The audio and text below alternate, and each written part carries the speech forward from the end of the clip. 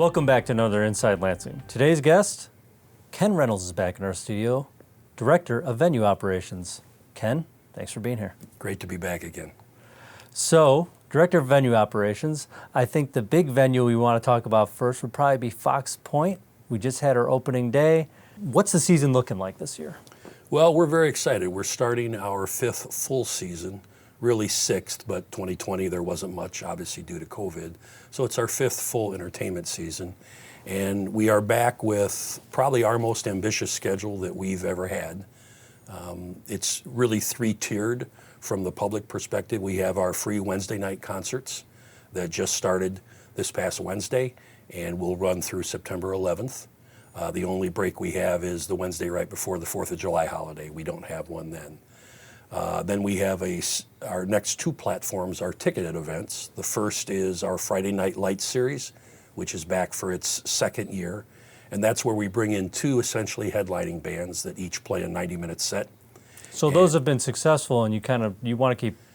Yeah, we started those last year, and the idea behind it was to get our online ticketing system, and not only to have those events, but to have our staff work through what it was like to scan tickets coming in. So, as we build up the variety and the types of events we have there, one of those types of things we have to be able to do is to sell tickets and then obviously get the crowd in off of those.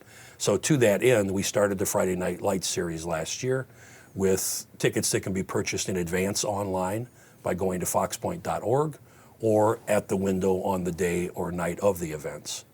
And so we have 3 of those this year, 1 in June, 1 in July, and 1 in August.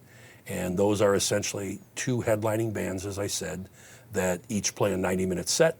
And these are bands or talent that we have identified as being, really worthy of being able to carry an entire evening.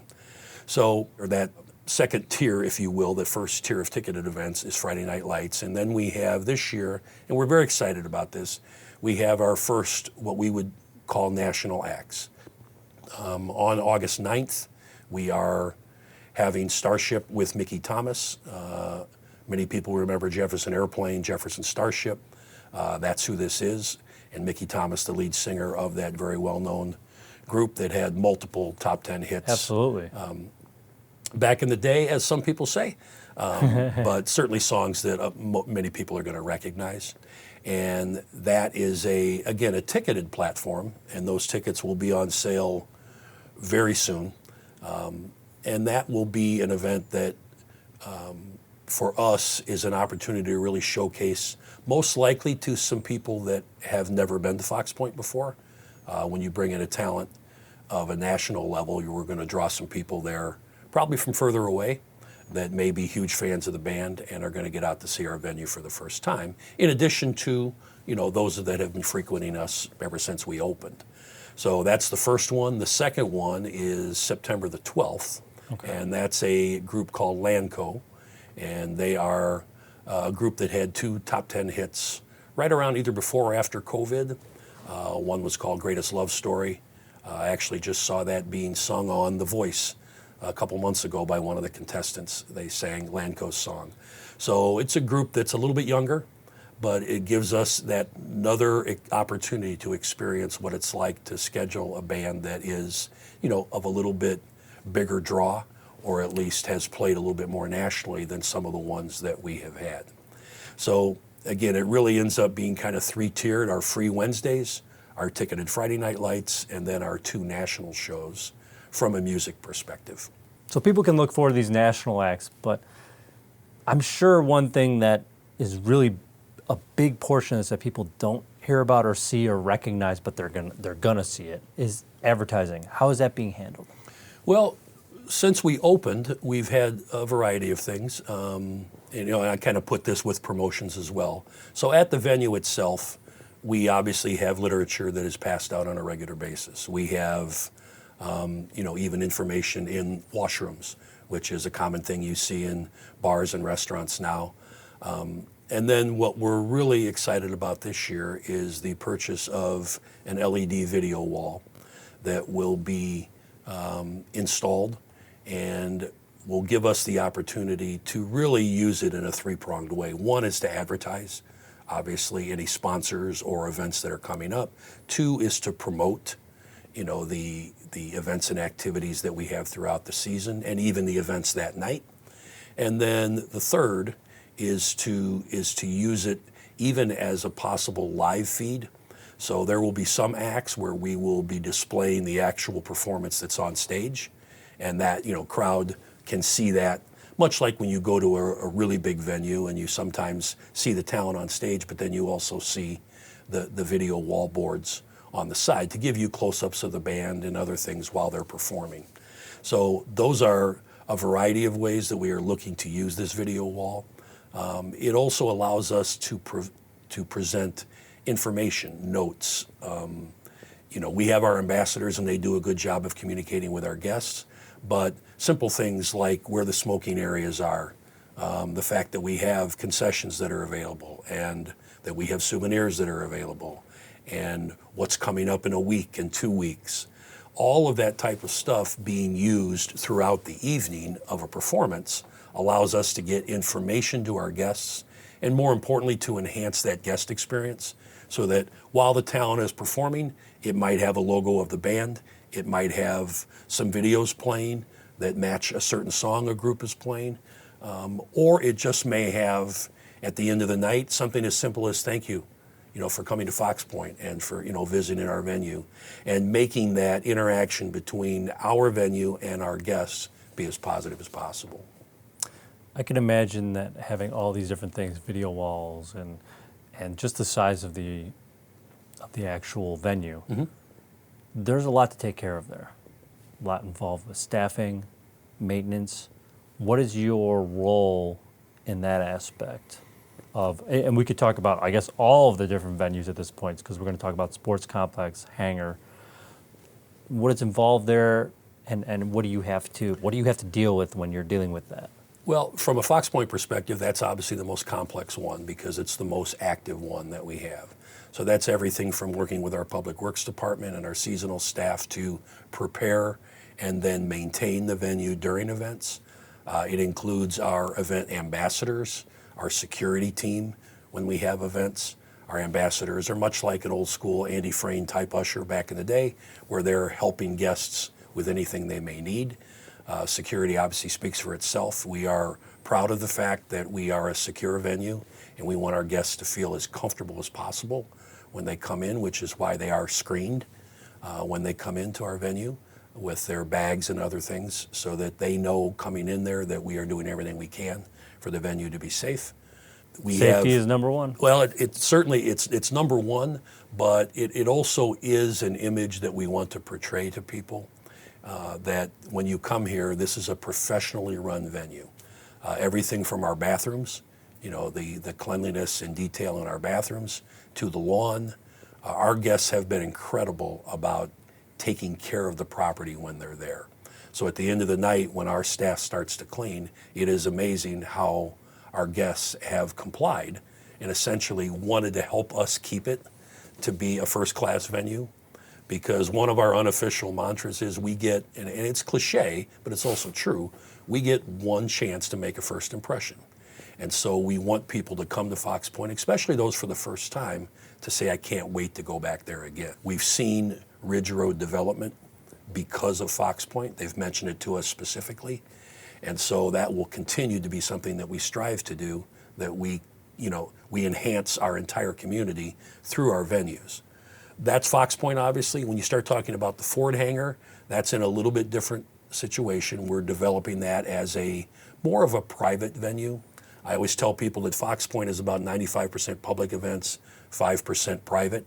The hangar is probably the opposite of that. Really? And so when it comes to either weddings, celebrations of life, economic development conferences that we can have inside the Ford hangar, as it's being developed, and as it's continuing to have improvements made to it, it's going to become even more attractive for people to want to have their outside events there. And you're working on that right now. You're working to move the hangar towards that. Is that close? Is a couple years? Yeah, we are up and running. You are up and running. There is a fordhangar.org website which people can visit to see the options, and they can apply to have events there. The board just recently approved complete renovation of the roof at the Ford hangar.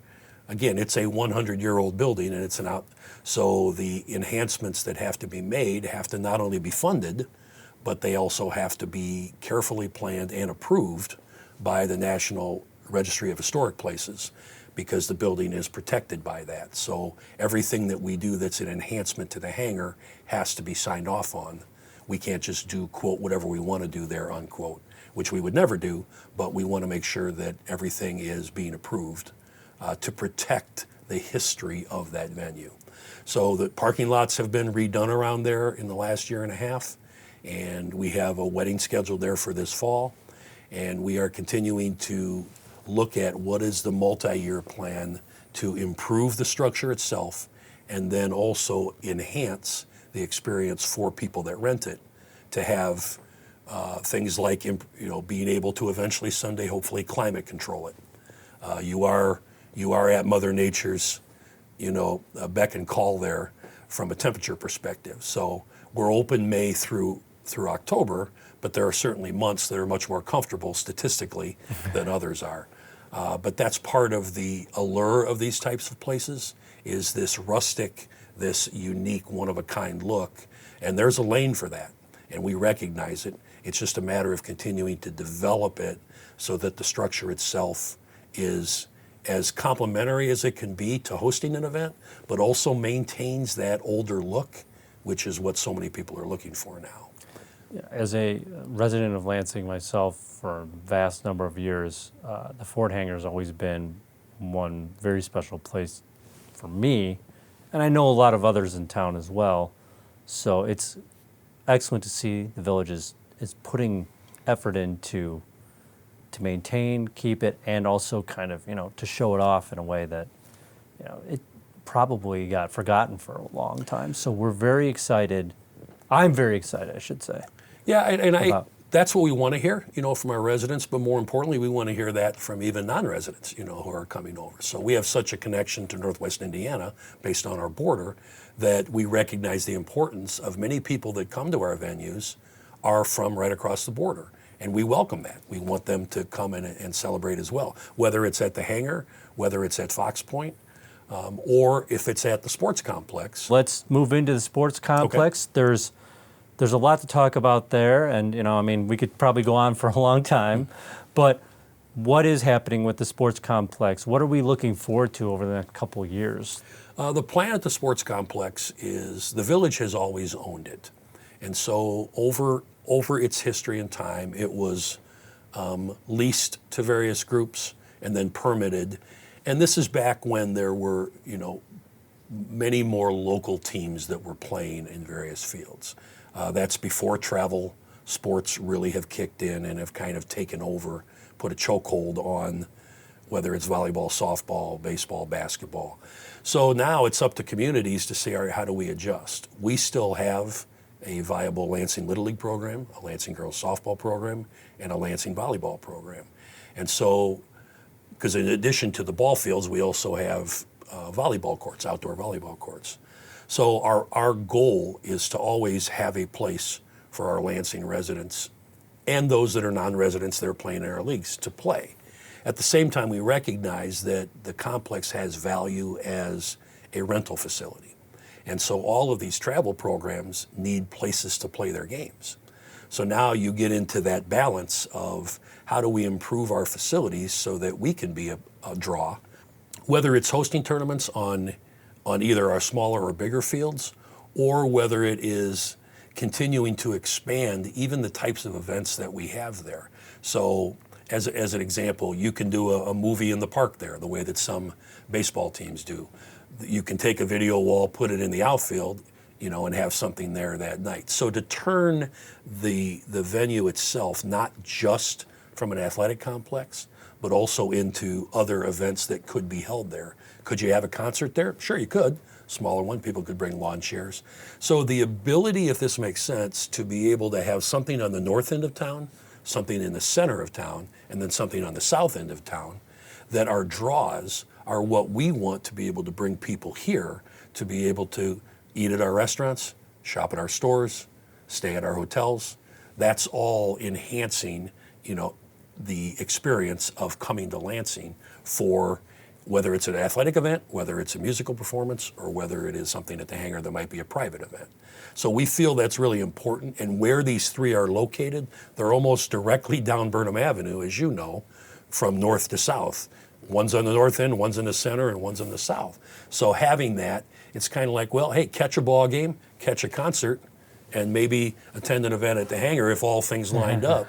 That would be a cool experience for somebody to be able to hit those all in one day.